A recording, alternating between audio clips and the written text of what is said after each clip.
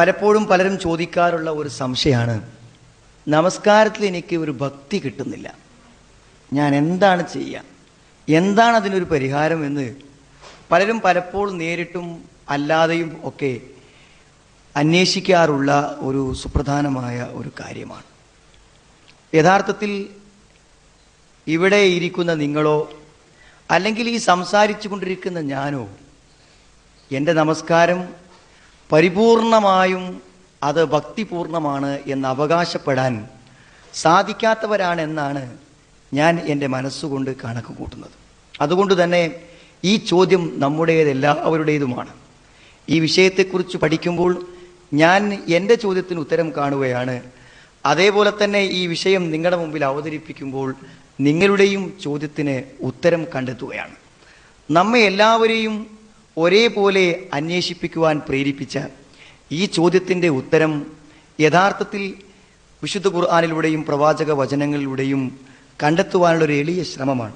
നമ്മുടെ അറിവിൻ്റെയും അതേപോലെ തന്നെ കഴിവിൻ്റെയും പരിമിതികളിൽ ഇതിലുണ്ടെങ്കിലും ചില പ്രത്യേകമായ ധാരണകൾ ഇതിൽ സൃഷ്ടിക്കുവാൻ ഒരുപക്ഷെ ഈ എളിയ ശ്രമത്തിന് സാധിക്കട്ടെ എന്ന പ്രാർത്ഥനയോടുകൂടെ ഞാൻ ഈ വിഷയത്തിലേക്ക് വരികയാണ്. സഹോദരങ്ങളെ, യഥാർത്ഥത്തിൽ നാം അവലോകനം ചെയ്യുകയാണെങ്കിൽ അതിശക്തമായ ഒരു കാന്തിക വലയത്തിലാണ് നമ്മൾ ജീവിച്ചു കൊണ്ടിരിക്കുന്നത്. നമ്മുടെ ഹൃദയത്തെയും നമ്മുടെ ശരീരത്തെയും നമ്മുടെ ലക്ഷ്യങ്ങളെയും നമ്മുടെ താല്പര്യങ്ങളെയും നാം വിചാരിക്കുന്നിടത്ത് നിർത്താൻ അനുവദിക്കാത്ത അതിശക്തമായ പിടിച്ചുവലികൾ യഥാർത്ഥത്തിൽ നമുക്ക് ചുറ്റിലും നടന്നുകൊണ്ടിരിക്കുന്നുണ്ട്. ഈ പിടിച്ചുവലികളിൽ നിന്ന് കുതറിച്ചാടി നാം ഉദ്ദേശിക്കുന്ന ലക്ഷ്യത്തിലേക്ക് നമ്മെ തിരിച്ചു കൊണ്ടുവരിക എന്നത് അല്പം ശ്രമകരമായ പ്രവൃത്തിയാണ്. ഇതുതന്നെയാണ് യഥാർത്ഥത്തിൽ നമസ്കാരത്തിൽ നമ്മുടെ മനസ്സിനെയും നമ്മുടെ ശരീരത്തെയും ഒതുക്കി നിർത്തുവാൻ നമ്മൾ പരാജയപ്പെടുന്നതിൻ്റെ കാരണവും ഇതുതന്നെയാണ്. ഇതൊരു ഭാവനയല്ല. യഥാർത്ഥത്തിൽ വിശ്വാസികളെ സംബന്ധിച്ചിടത്തോളം അവരുടെ ജീവിതത്തിൽ അത്ഭുതകരമായ ഒരു പ്രവൃത്തിയാണ് യഥാർത്ഥത്തിൽ ജുമാ നമസ്കാരം എന്ന് പറഞ്ഞാൽ. ജുമാ എന്ന് പറഞ്ഞാൽ നിങ്ങൾ ശരിക്കും ആലോചിക്കണം, നമ്മുടെ ജീവിതത്തിൽ ഏറ്റവും തിരക്ക് പിടിച്ച വ്യവഹാരങ്ങൾക്കിടയിൽ നിന്ന് ഏതൊരു സത്യവിശ്വാസിയും യഥാർത്ഥത്തിൽ യാത്രക്കാരന് ചെറിയൊരു ഇളവ് അനുവദിക്കുന്നുണ്ടെങ്കിൽ പോലും സാധിക്കുകയാണെങ്കിൽ ജുമായിൽ പങ്കെടുക്കണം. എങ്ങനെയാണ് അത് സാധിക്കുന്നത്? ഒരു ജീവിതത്തിൻ്റെ പകലിൻ്റെ ഏറ്റവും മർമ്മപ്രധാനമായ ഒരു സമയത്തെ നമ്മൾ വളരെ കൃത്യമായി വ്യവസ്ഥാപിതമായ ഒരു പള്ളിയിൽ അത് വെറുതെ വന്നാൽ പോരാ, കുളിച്ച് ഒരുങ്ങി വൃത്തിയായി അതിൻ്റെ സമയം പാലിച്ചുകൊണ്ട് വരിക എന്ന് പറഞ്ഞാൽ ലോകത്തുള്ള എല്ലാ സത്യവിശ്വാസികൾക്കും നിർബന്ധമാക്കപ്പെട്ട ഒന്നാണ്. അത് സാധിച്ചെടുക്കുക എന്നുള്ളത് വളരെ ശ്രമകരമായ ഒരു സംഗതിയാണ്. അതുകൊണ്ടായിരിക്കണം സൂറത്തുൽ ജുമയിൽ ഖുർആൻ പറഞ്ഞത്, യാ അയ്യുഹല്ലദീന ആമനൂ ഇദാ നൂദിയ ലിസ്സലാത്തി മിൻ യൗമിൽ ജുമുഅത്തി ഫസ്ഔ ഇലാ ദിക്രില്ലാഹി വദറുൽ ബൈഅ ദാലികും ഖൈറുൽ ലക്കും ഇൻ കുൻതും തഅലമൂൻ. യാ അയ്യുഹല്ലദീന ആമനൂ, ഈ സത്യവിശ്വാസികളെ, ഇദാ നൂദിയ ലിസ്സലാത്തി മിൻ യൗമിൽ ജുമുഅ, ബാങ്ക് വിളിയാളമാണ്, സൈറനാണ്. അതായത് നമസ്കാരത്തിന് സമയമായി എന്നറിയിക്കുന്ന ആ വിളി കേട്ടുകഴിഞ്ഞാൽ ഫസ്ഔ ഇലാ ദിക്രില്ലാ, ഫസ്ഔ എന്നാണ്. ഫസ്ഔ എന്ന് പറഞ്ഞാൽ എന്താ? വളരെ ധൃതിപ്പെട്ടും താല്പര്യപൂർവ്വവും നിങ്ങൾ ജുമയിലേക്ക് തിരിക്കുക എന്നാണ്. ഇപ്പം പോയാൽ എന്താവും, എൻ്റെ കച്ചവടത്തിൽ ഇപ്പോൾ ഒരു കസ്റ്റമർ ഇങ്ങനെ വന്ന് നിൽക്കുകയാണ്, അല്ലെങ്കിൽ ഞാനിപ്പോൾ ഇവിടുന്ന് അരമണിക്കൂർ പോയാൽ ഇവിടുത്തെ കാര്യങ്ങളാകെ തകരാറാവും എന്നൊക്കെ ചിന്തിച്ചിങ്ങനെ ആലോചിച്ച് നിൽക്കരുത്. ബാങ്കണ് കേട്ടാൽ പിന്നെ സർവം മറന്ന് സംഭവിക്കുന്നത് സംഭവിക്കട്ടെ എന്ന് വിചാരിച്ചുകൊണ്ട് ഫസ്ഔ ഇലാ ദിക്രില്ലാ, അള്ളാഹുവിന്റെ സ്മരണയിലേക്ക് നിങ്ങൾ ധൃതിപ്പെട്ടും വേഗത്തിലും മടിയും അലസതയുമില്ലാതെ കുതിക്കുക എന്നാണ്. എന്നിട്ട് പിന്നെ ബാക്കിയും ശ്രദ്ധിച്ചു വായിക്കണം. ഫസ്ഔ ഇലാ ദിക്രില്ലാഹി വദറുൽ ബൈഅ, കച്ചവടത്തെ നിങ്ങൾ ഉപേക്ഷിക്കണം എന്നാണ് ആ സമയത്ത്. അപ്പോൾ ആളുകൾ സാധാരണ ജുമയ്ക്ക് കച്ചവടക്കാരായ ആളുകളാണ് സാധാരണ ഒരല്പം വിഷമം പറയാറുള്ളത് ജുമാന്റെ സമയത്തെക്കുറിച്ച്. എന്ന് പറഞ്ഞാൽ ഒരു കസ്റ്റമർ ഇങ്ങനെ വന്നു കഴിഞ്ഞാൽ നമ്മൾ അവിടുന്ന് പോയാൽ അയാൾ പോവും, അപ്പൊ അയാളെയും കൂടി പിരിച്ചുവിടാൻ വേണ്ടി നിന്നാൽ ജുമാന്റെ ഒരു പകുതി സമയമാവുന്നതാണ്. വദറുൽ ബൈഅ എന്ന്, ആ കച്ചവടം ധൈര്യസമയത്ത് ഒഴിവാക്കുക. അതുമ്പോൾ എത്രേ ലാഭം എന്നുള്ളത് ബാങ്ക് കേട്ട് കഴിഞ്ഞാൽ പിന്നെ കച്ചവടം ചെയ്യൽ അനുവദനീയമല്ല. അത് ഇസ്ലാം വിരോധിക്കപ്പെട്ടൊരു കാര്യമാണ്. ജുമാ വുജൂബുള്ള നിർബന്ധമുള്ള ഒരാൾക്ക് ബാങ്ക് വിളി കേട്ടാൽ അയാൾ അപ്പം നിർത്തി എന്ത് ചെയ്യണം? ജുമാക്ക് പോയിക്കണം. ബാങ്കിന്റെ മുമ്പെത്തണം. ബാങ്ക് വിളിച്ചു കഴിഞ്ഞാൽ എന്തായാലും അയാൾക്ക് അവിടെ നിൽക്കാൻ അനുവാദം. അത് ഇസ്ലാമിലെ നിർബന്ധമാണ്. അവിടെ നമുക്കൊരു ചോയ്സ് ഇല്ല എന്നുള്ളതാണ്. വദറുൽ ബൈഅ ദാലികും ഖൈറുൽ ലക്കും ഇൻ കുൻതും തഅലമൂൻ. നിങ്ങൾ ശരിക്കും കാര്യങ്ങൾ മനസ്സിലാക്കി കാര്യബോധമുള്ളവരാണെങ്കിൽ നിങ്ങൾ ആ കച്ചവടത്തെ ഉപേക്ഷിച്ചുകൊണ്ട് നിങ്ങൾ ഉടനെ ജുമുഅയിലേക്ക് തിരിക്കുക. തൊട്ടടുത്തുള്ള സൂറത്തിൽ അള്ളാഹു പറയുന്നത് യാ അയ്യുഹല്ലദീന ആമനൂ ലാ തുൽഹികും അംവാലുകും വലാ ഔലാദുകും അൻ ദിക്രില്ലാ വമൻ യഫ്അൽ ദാലിക ഫഉലൈക ഹുമുൽ ഖാസിറൂൻ. സത്യവിശ്വാസികളെ, നിങ്ങളുടെ മക്കളും നിങ്ങളുടെ സമ്പത്തും നിങ്ങളെ അശ്രദ്ധമാക്കരുത്. സത്യവിശ്വാസികളെ വിളിച്ചു പറയാം, സഹോദരങ്ങളെ, നമ്മുടെ മക്കൾ, നമ്മുടെ സമ്പത്ത്, ഭൗതികമായ ജീവിത സൗകര്യങ്ങൾ, വിഭവങ്ങൾ, ഇതിൻ്റെ ഇടയിൽ നിന്ന് പിടിച്ച് പറിച്ചു വാങ്ങാൻ യഥാർത്ഥത്തിൽ ജുമുഅക്കുള്ള സമയം. ഇത് ജുമുഅക്ക് മാത്രമല്ല, നിസ്കാരത്തിൻ്റെ ഏതൊരു കാര്യം ജുമുഅക്ക് കാണിക്കുന്ന അതേ കാണിച്ചതാ നമ്മുടെ നാട്ടിൽ നിന്നാണ് പോയാൽ ഇസ്ലാമിക നാടുകളിലൊക്കെ ജമാഅത്തിനും അവർ കാണിക്കും. ഒരു അരമണിക്കൂർ നേരത്തെ വാഹനം ഓടിച്ച് കുതിച്ചു പോകുന്ന യാത്രക്കാരൻ ബാങ്ക് കേട്ട് ജമാഅത്തിന്റെ ഇഖാമത്തിന്റെ സമയം കണ്ടാൽ അവിടെ വണ്ടി പാർക്ക് ചെയ്യും. തൊട്ടടുത്തവിടെ നിർത്താം. ട്രാഫിക്കിന്റെ നിയമങ്ങൾ പോലും ബാധകമല്ല. മനസ്സിലായി? ആ രൂപത്തിൽ നിർത്തിയിട്ടാണ് കയറാൻ പറ്റും. ആ പ്രാധാന്യം യഥാർത്ഥത്തിൽ നമസ്കാരത്തിന് നൽകുന്നിടത്തേക്ക് എത്തണമെങ്കിൽ, ഞാൻ നേരത്തെ പറഞ്ഞില്ലേ, നമ്മുടെ മനസ്സും നമ്മുടെ ശരീരവും നമസ്കാരത്തിൽ നിൽക്കണം എന്നുണ്ടെങ്കിൽ നമുക്ക് യഥാർത്ഥത്തിൽ ഭൗതികമായ നമ്മുടെ ജീവിത സാഹചര്യങ്ങളിൽ നിന്നും നമസ്കാരത്തിന്റെ പ്രാധാന്യം നമ്മൾ മനസ്സിലാക്കി അതിലേക്ക് മനസ്സ് കൊടുക്കുക എന്നുള്ളത് തന്നെയാണ് ഒന്നാമത്തെ കാര്യം. അതിന് തയ്യാറാകുന്നവർക്കേ ബാക്കി ഈ നമസ്കാരം ഭക്തിപൂർണ്ണമാക്കാനുള്ള നിർദ്ദേശങ്ങൾക്ക് പ്രാധാന്യമുള്ളൂ എന്നാണ് നമ്മൾ മനസ്സിലാക്കേണ്ട ഏറ്റവും പ്രധാനപ്പെട്ട ഒരു കാര്യം. നമസ്കാരത്തിന്റെ ഭക്തിയെക്കുറിച്ച് പറയുമ്പോൾ ഖുർആൻ പറയുന്ന ആ വാക്യം നിങ്ങളുടെ ഹൃദയത്തിൽ എന്തായിരുന്നാലും ഇന്ന് ഞാനിവിടെ പാരായണം ചെയ്യും എന്ന് ചെറിയൊരു കാര്യക്കുറിച്ച് കാഴ്ചപ്പാടുള്ളവരൊക്കെ വിചാരിച്ചിട്ടുണ്ടാവും. സൂറത്തുൽ മുഅ്മിനൂന്റെ തുടക്കം തന്നെ അങ്ങനെയാണ്. ഖദ് അഫ്ലഹൽ മുഅ്മിനൂൻ അല്ലദീന ഹും ഫീ സ്വലാത്തിഹിം ഖാശിഊൻ. ഖദ് അഫ്ലഹൽ മുഅ്മിനൂൻ, സത്യവിശ്വാസികൾ വിജയിച്ചിരിക്കുന്നു. അല്ലദീന ഹും ഫീ സ്വലാത്തിഹിം ഖാശിഊൻ, അവരവിടെ നമസ്കാരത്തിൽ ഭക്തിയുള്ളവരാണെന്ന്. സത്യവിശ്വാസികൾക്ക് വിജയത്തെ വാഗ്ദാനം ചെയ്തുകൊണ്ടാണ് അള്ളാഹു അവരുടെ സ്വഭാവം വിശദീകരിക്കുമ്പോൾ ഒന്നാമത് വേണത് നമസ്കാരത്തെക്കുറിച്ച്. അത് നമസ്കാരത്തെക്കുറിച്ച് പറയാൻ മാത്രമല്ല, ഭക്തിയുള്ള നമസ്കാരം എന്നാണ് ആ നമസ്കാരത്തെ അവിടെ വിശേഷിപ്പിച്ചത്. സഹോദരങ്ങളെ, എല്ലാ അർത്ഥത്തിലും നമസ്കാരം എന്ന് പറഞ്ഞാൽ ഒരു വല്ലാത്ത മുതൽക്കൂട്ടാണ്. നമ്മുടെ വിജയത്തിന്റെ ആധാരശിലയാണ് നമസ്കാരം. അത് യഥാർത്ഥത്തിൽ തിരിച്ചറിയാൻ എനിക്കും നിങ്ങൾക്കും പറ്റിയാൽ നമ്മെ സംബന്ധിച്ചിടത്തോളം നമസ്കാരം ശരിയാക്കാൻ വേണ്ടി എന്തും ചെയ്യാൻ നമ്മൾ തയ്യാറാവുന്നതാണ്. നമസ്കാരത്തിന് അത്രയും അധികം ഫലങ്ങൾ നൽകാൻ പറ്റും. നമസ്കാരം അത്രയും മനുഷ്യന്റെ ഇഹപര ജീവിതത്തിന് വിജയം നൽകുന്നതാണ്. ആദ്യം നമ്മൾ പരലോകത്തിന്റെ കാര്യം പറയാം. പരലോകത്തിന്റെ കാര്യം പറയുമ്പോൾ യഥാർത്ഥത്തിൽ മരണമെന്ന ആ ഏറ്റവും നിർണായകവും ഏറ്റവും പരീക്ഷണപൂർണവുമായ ആ ജീവിതത്തിന്റെ ഏറ്റവും വലിയ അനുഭവം, മനുഷ്യ ജീവിതത്തിൽ അവൻ അനുഭവിക്കാനിരിക്കുന്ന ഏറ്റവും വലിയ അനുഭവമാണ് മരണമെന്ന് പറഞ്ഞാൽ. കുല്ലു നഫ്സിൻ ദാഇഖത്തുൽ മൗത്ത് വഇന്നമാ തുവഫൗന ഉജൂറകും യൗമൽ ഖിയാമ വമൻ സുഹ്സിഹ അനിൻ നാരി വഉദ്ഖിലൽ ജന്ന ഫഖദ് ഫാസ് വമൽ ഹയാത്തുദ് ദുനിയാ ഇല്ലാ മതാഉൽ ഗുറൂർ. വിശുദ്ധ ഖുർആൻ പറയുന്ന കാര്യം, എല്ലാവരും മരണത്തിന്റെ രുചി ആസ്വദിക്കും. ആ മരണത്തിനപ്പുറത്ത് മനുഷ്യനെ സംബന്ധിച്ചിടത്തോളമുള്ള പ്രതീക്ഷ അവന്റെ പ്രതിഫലങ്ങളിലാണ്. ഏറ്റവും അധികം മനുഷ്യന് പ്രതിഫലം നേടിക്കൊടുക്കുന്ന ഒരു കർമ്മ നമസ്കാരം തന്നെ. നിങ്ങൾ ആലോചിച്ച് നോക്കൂ, നിങ്ങൾ ശരിക്കും നമ്മളെ മാതാപിതാക്കളൊക്കെ ദീനീബോധമുള്ള ആൾക്കാരാണെങ്കിൽ 7ാമത്തെ വയസ്സ് മുതൽ നിസ്കാരം തുടങ്ങും. നമ്മൾ 5 നേരെ ഒരു ദിവസം. അപ്പോൾ ഒരു ആവറേജ് നമ്മളൊരു വർഷം ഒരു 60-70 ഒക്കെ വർഷം ജീവിക്കുന്ന ഒരു മനുഷ്യനാണെങ്കിൽ അയാൾ ജീവിതത്തിൽ ഏറ്റവും അധികം സമയവും ഏറ്റവും അധികം അധ്വാനവും ചെലവഴിച്ചത് നമസ്കാരത്തിന് വേണ്ടിയായിരിക്കും. സംശയമില്ലാത്ത കാര്യമാണ്, നിസ്കാരത്തിന് വേണ്ടിയായിരിക്കും. 5 നേരം നിസ്കരിക്കണം. ആ നിസ്കരിക്കാൻ 5 മിനിറ്റ് മാത്രം പോരല്ലോ, അതിന് ഒതു എടുക്കാനും ഒരുങ്ങാനും പോകാനും സൗകര്യപ്പെടുത്താനും ഒക്കെ എത്ര സമയം വേണം? ഇത്രയും അധികം സമയം മനുഷ്യന് ഉപയോഗപ്പെടുന്ന ഒരു കാര്യമാണ് നമസ്കാരം എന്ന് പറഞ്ഞാൽ. വളരെയധികം സമയം നമ്മൾ ചെലവഴിക്കുന്ന ഒരു കർമ്മം.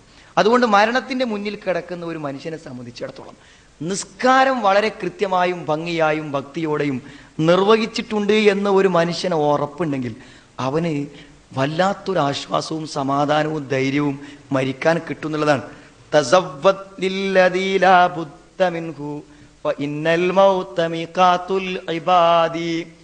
യഥാർത്ഥത്തിൽ ആലോചനകളും ചിന്തകളും നൽകൽ കവിതകളാണ്. ഏറ്റവും വലിയ ചിന്തകളും ഏറ്റവും വലിയ ആലോചനകളും സമർപ്പിക്കുന്നവരാണ് കവികൾ. ആ വരികൾ ഒരിക്കലും മനസ്സിൽ നിന്നും മായാതെ ഒളിച്ചു നൽകുന്നതാണ്. നിനക്ക് ഒരിക്കലും വിട്ടുവീഴ്ച ചെയ്യാൻ കഴിയാത്ത മനുഷ്യന് അത്യന്താപേക്ഷിതമായ അനിവാര്യമായ ഒരു കാര്യത്തിന് വേണ്ടി നീ ചെറിയ ഒരുക്കങ്ങൾ നടത്തുക എന്നാണ്. ഏതാണത്? യഥാർത്ഥത്തിൽ മരണമെന്ന് പറഞ്ഞാൽ മനുഷ്യനെ സംബന്ധിച്ചിടത്തോളം അവന്റെ ജീവിതത്തിൽ സമയം നിശ്ചയിച്ചു കൊടുത്ത ഒരു കാര്യമാണ്. വളരെ കൃത്യമായി എന്റെയും നിങ്ങളുടെയും മരണം നിർണയം ചെയ്തിട്ടുണ്ട്. അപ്പോൾ നിർണയിക്കപ്പെട്ട ഒരു കാര്യമാണെങ്കിൽ ഒരുങ്ങാൻ സമയമായല്ലോ എന്നാ കവി പറയണത്. കുട്ടിന്റെ മകളെ വിവാഹം നിശ്ചയിച്ചു കഴിഞ്ഞാൽ, നിശ്ചയം കഴിഞ്ഞാൽ പിന്നെ ഒരുങ്ങണ്ടേ? തീരുമാനമാകുന്ന വരെ എങ്ങനെ കാത്തിടക്കാൻ പറ്റും? മരണം നിശ്ചയിച്ചു കഴിഞ്ഞിരിക്കുന്നു, അതുകൊണ്ട് ഒരുങ്ങാൻ ഇനി താമസിക്കണം, ഒരുക്കം തുടങ്ങിക്കോന്നാണ്.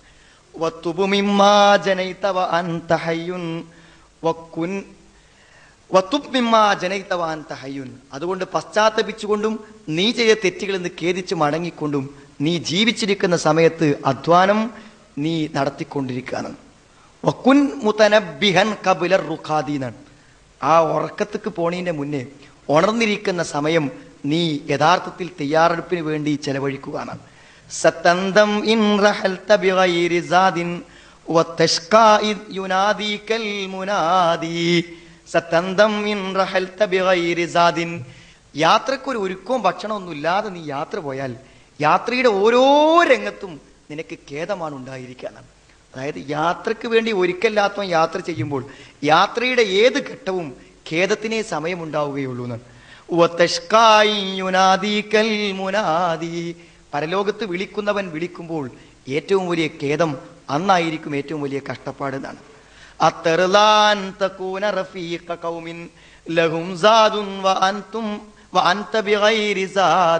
ഇതിലേറ്റവും നമ്മളെ ഹൃദയത്തെ വറപ്പിക്കുന്ന വരി അതാണ്. നീ സംതൃപ്തനാണോ? നീ ഒരു കൂട്ടം ആളുകളുടെ കൂടെയാണ് നാളെ പരലോകത്ത് ചെല്ലുന്നത്. അവരാരാണ്? അവർക്കൊക്കെ പരലോകത്തേക്കുള്ള യാത്രാഭക്ഷണമുണ്ട്, നിന്റെ അടുക്കൽ ഒന്നുമില്ല. യാത്രാഭക്ഷണങ്ങൾ ഉള്ള ഒരു വലിയ ജനസമൂഹത്തോടൊപ്പം ഒന്നുമില്ലാതെ പോകുന്നത് നീ ഇഷ്ടപ്പെടുന്നുണ്ടോ എന്നാണ് ചോദിക്കണം. അപ്പൊ കവി പറഞ്ഞ മാതിരി എല്ലാവരും യാത്രാഭക്ഷണം ചെല്ലുമ്പോൾ നീ ഒന്നുമില്ലാതെ ചെല്ലാനാണോ നീ ഇഷ്ടപ്പെടുന്നതെന്നാണ് ചോദിക്കുന്നത്.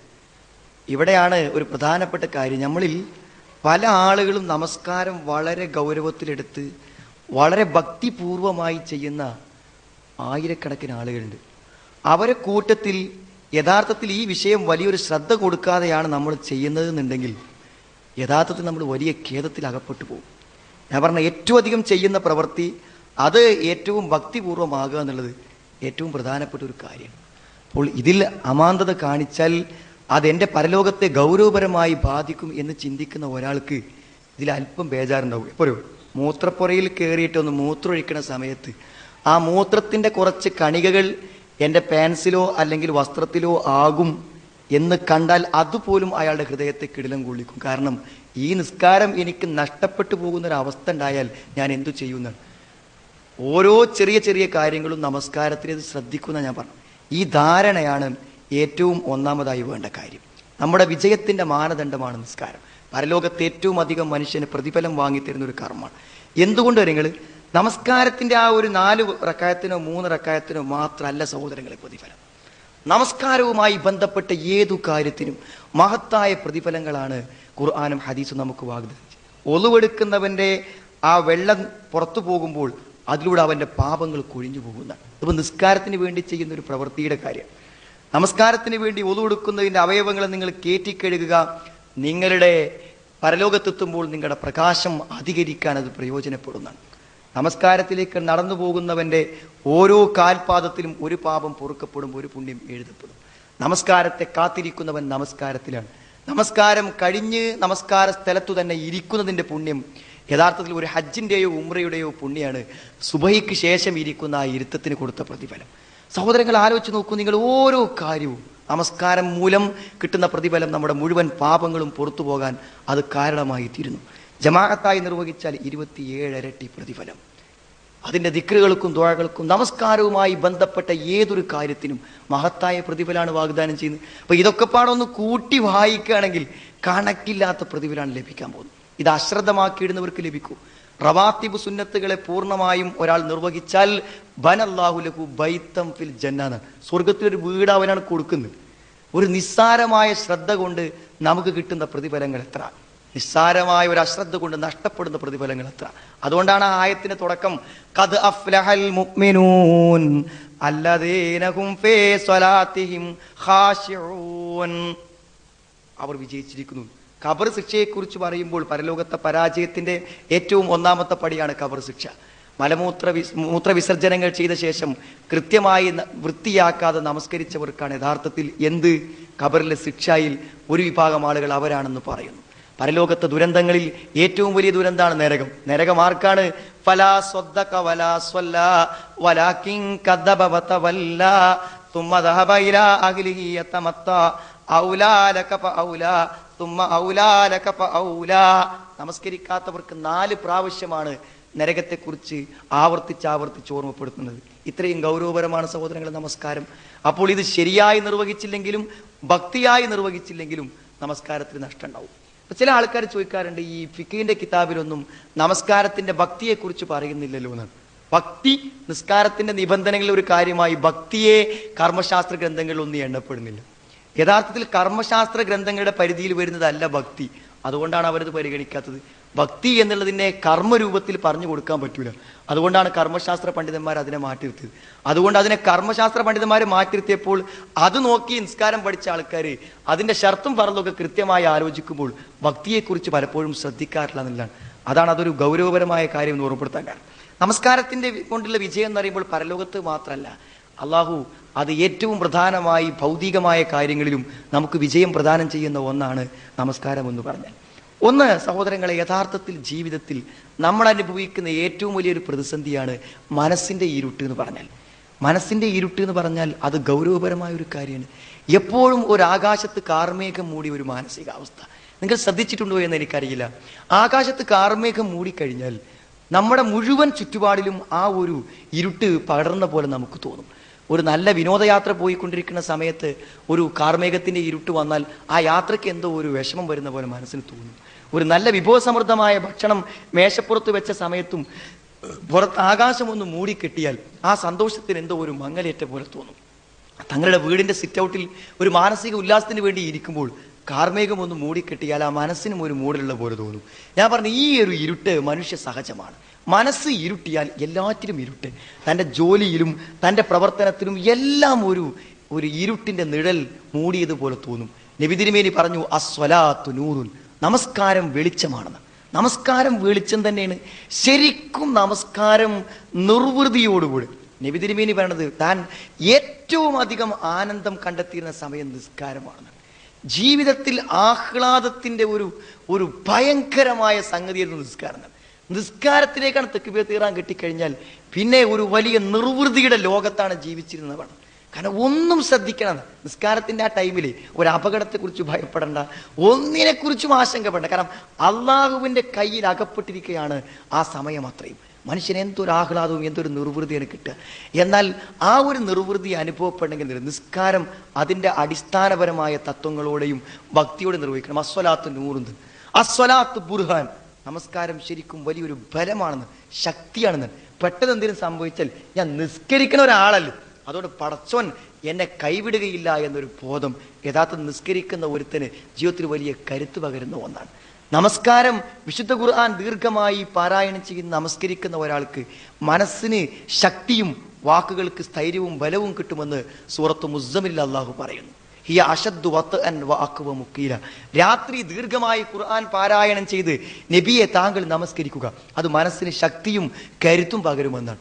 അതുകൊണ്ട് സഹോദരങ്ങളെ, നമസ്കാരം ശരിയായ രൂപത്തിൽ നിർവഹിച്ചാൽ നമ്മുടെ ഭൗതിക ജീവിതത്തിലും അതേപോലെ തന്നെ പാരത്രിക ജീവിതത്തിലും വലിയ വിജയങ്ങൾ നമുക്ക് നൽകും എന്ന് മനസ്സിലാക്കിയിട്ട് ഒരു ചെറിയ പരിശ്രമം, ഒരു ജിഹാദ് ഇന്നത്തെ ഇശാ നമസ്കാരം മുതൽ നമ്മൾ ആരംഭിക്കുക എന്നുള്ളതാണ് അതിലേറ്റവും പ്രധാനമായി സൂചിപ്പിക്കാനുള്ളൊരു കാര്യം. അതേപോലെ തന്നെ നമസ്കാരത്തിൻ്റെ ഭക്തിയെക്കുറിച്ച് പറയുമ്പോൾ ശ്രദ്ധിക്കാവുന്ന ചില കാര്യങ്ങളെ നമ്പർ ഇട്ട് പറയാനാണ് ഈ സമയത്തിലും സന്ദർഭത്തിലും ഞാൻ ഉദ്ദേശിക്കുന്നത്.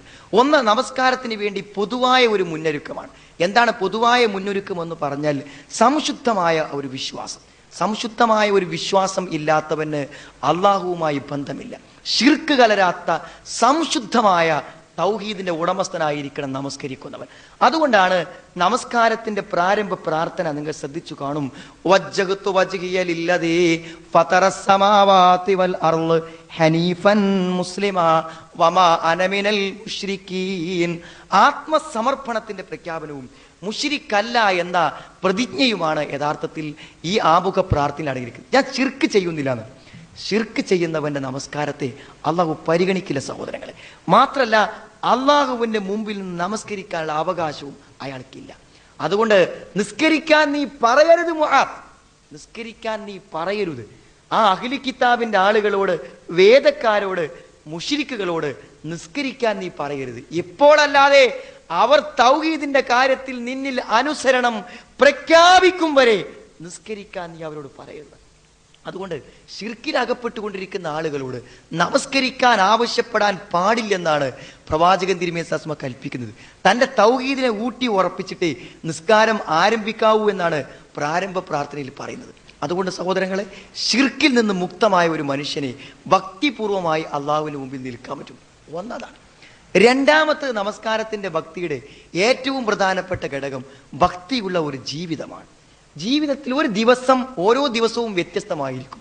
നിങ്ങളൊന്ന് പരീക്ഷിച്ച് നോക്കുന്നുണ്ടെങ്കിൽ ഏതെങ്കിലും ഒരു ദിവസം നല്ല രൂപത്തിൽ സുബഹിക്ക് എഴുന്നേറ്റ് സുബഹി നമസ്കരിച്ച് അല്പം ഖുർആൻ പാരായണം ചെയ്ത് ഒരു സൗഭാഗ്യകരമായ ഒരു ദിനത്തിൽ സൗഭാഗ്യകരമായ നിസ്കാരങ്ങൾ ഉണ്ടാവും. എന്നാൽ തിന്മകളും അതേപോലെ തന്നെ മനസാക്ഷിക്ക് വിരുദ്ധമായ പ്രവർത്തനങ്ങളും നിറഞ്ഞു നിൽക്കുന്ന ഒരു ദിവസത്തിൽ ഭക്തിപൂർവ്വം നമസ്കരിക്കുക സാധ്യമല്ല. നിസ്കരിക്കാൻ വേണ്ടി നിൽക്കുമ്പോൾ തൻ്റെ ജീവിതത്തിലെ ചീത്ത രംഗങ്ങളും ചീത്ത പ്രവർത്തനങ്ങളും നമ്മുടെ മനസ്സിൽ ഇങ്ങനെ ആവർത്തിച്ച് ഓർമ്മപ്പെടുത്തപ്പെടും. ആ ഓർമ്മയിൽ നിന്നുകൊണ്ട് നിസ്കരിക്കാൻ തന്നെ കഴിയും. അതുകൊണ്ട് തൻ്റെ അത്ര വലിയ അപാകതയുണ്ട് എന്ന് വിചാരിക്കുന്ന ഒരാൾക്ക് യഥാർത്ഥത്തിൽ നമസ്കാരം എത്ര ഭക്തിപൂർണ്ണമാക്കാൻ ശ്രമിച്ചാലും അയാളുടെ മനസ്സ് അയാളുടെ യോജിപ്പ് പ്രകടിപ്പിക്കാത്തൊരവസ്ഥ വരും. അപ്പോൾ ഭക്തമായ ഒരു ജീവിതം, അതേപോലെ തന്നെ പൂർണ്ണമായ വിശ്വാസ സംശുദ്ധത, ഇത് യഥാർത്ഥത്തിൽ ഭക്തിയുള്ള നമസ്കാരത്തിന്റെ അടിത്തറകളാണ് എന്ന് നമുക്ക് കാണാൻ പറ്റും. ഇത് ആദ്യം സ്ഥാപിച്ചെടുക്കുക എന്നുള്ള ഏറ്റവും പ്രധാനപ്പെട്ട കാര്യമാണ്. ഞാൻ ഓതി വെച്ച ആയത്ത് നിങ്ങൾ ശ്രദ്ധിച്ചിട്ടുണ്ടാകും. ഫവൈലുൽ ലിൽ മുസല്ലീൻ അല്ലദീനഹും അൻ സ്വലാത്തിഹിം സാഹൂൻ അല്ലദീനഹും യുറാഊൻ വയംനഊനൽ മാഊൻ. വളരെ ഗൗരവമുള്ള കാര്യമാണ്. മതത്തെ കളവാക്കുന്നവർ, പരലോകത്തെ കളവാക്കുന്നവർ എന്തൊക്കെ പറഞ്ഞിട്ട് അവരുടെ സ്വഭാവം വിശദീകരിക്കുകയാണ്. ഫവൈലുൽ ലിൽ മുസല്ലീൻ, നമസ്കരിക്കുന്നവർക്ക് നാശം എന്നാണ്. നമസ്കരിക്കുന്നവർക്ക് നാശം എന്ന് പറയുമ്പോൾ സഹോദരങ്ങളെ, നമസ്കരിക്കുന്നവരുടെ കൂട്ടത്തിൽ ശിക്ഷാർഹരായ ഒരു വിഭാഗത്തെയാണ് പരിചയപ്പെടുത്തുന്നത്. മുനാഫിക്കുകൾ, കപടവിശ്വാസികൾ. നിസ്കാരത്തോടുകൂടെ, അത് ഏറ്റവും പ്രധാനപ്പെട്ട കാര്യം എന്ന് പറഞ്ഞാൽ, നമസ്കാരം എന്നതിനോട് ഒരു തെല്ല് ആത്മാർത്ഥത പുലർത്താൻ യഥാർത്ഥത്തിൽ കപടന്മാരായ ആളുകൾക്ക് കഴിയൂല. കപടന്മാരായ ആളുകൾക്ക് കഴിയൂല. അതുകൊണ്ടാണ് ഖുർആൻ പറഞ്ഞത്,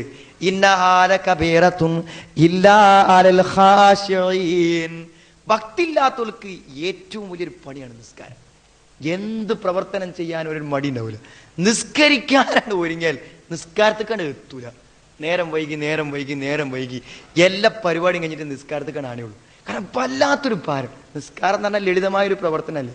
വളരെ 5 മിനിറ്റ് കൊണ്ട് 2 മിനിറ്റ് കൊണ്ട് വളരെ സിമ്പിളായി നിർവഹിക്കാൻ പറ്റിയൊരു ലളിത കർമ്മമാണ്. പക്ഷെ ജീവിതത്തിൽ ഐക്കണാണില്ല.